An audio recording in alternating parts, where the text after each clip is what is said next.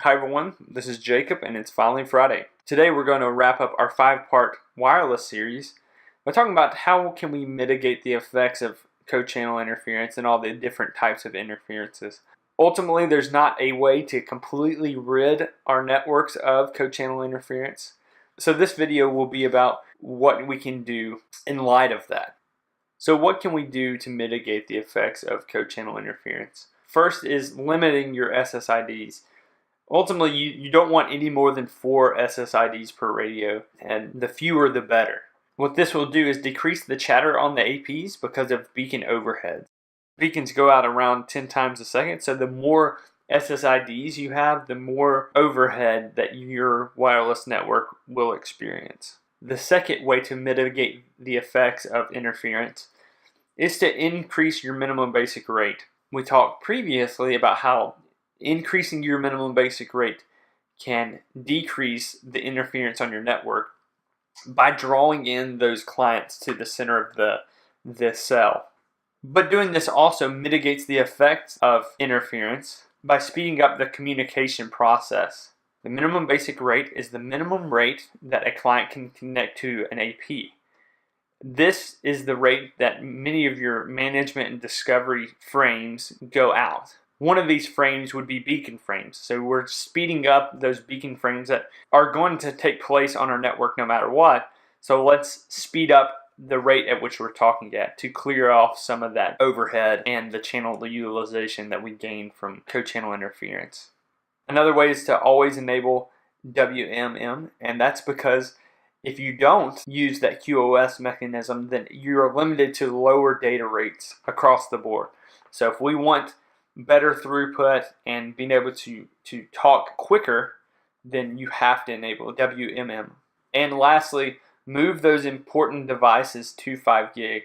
That will mitigate the effects of a crowded 2.4 space. It's important to keep in mind in wireless, airtime is everything. And when you run out of that airtime, you can't move any more data.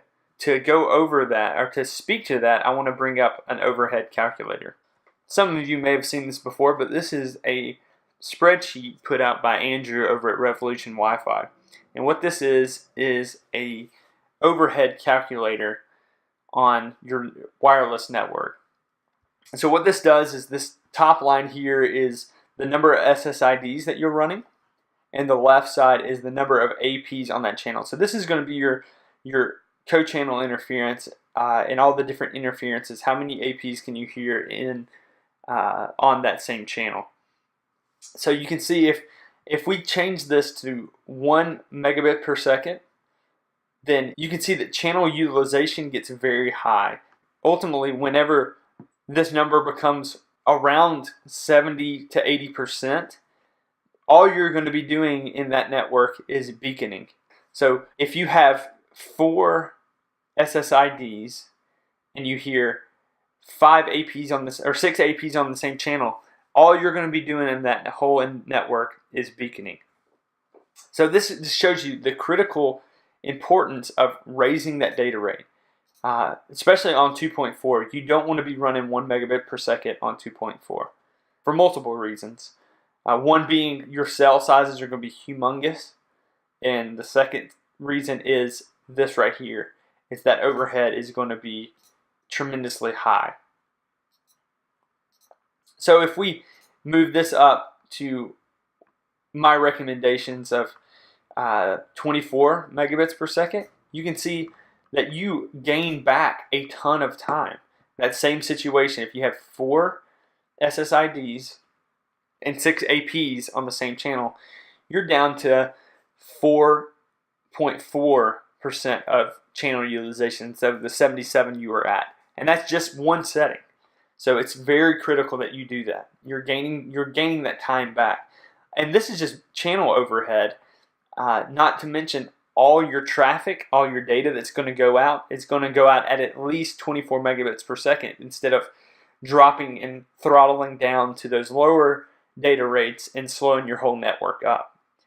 It will force that device to jump to a better AP once it gets past the connection rate of 24 megabits. You can go to revolutionwifi.net which is this website down here.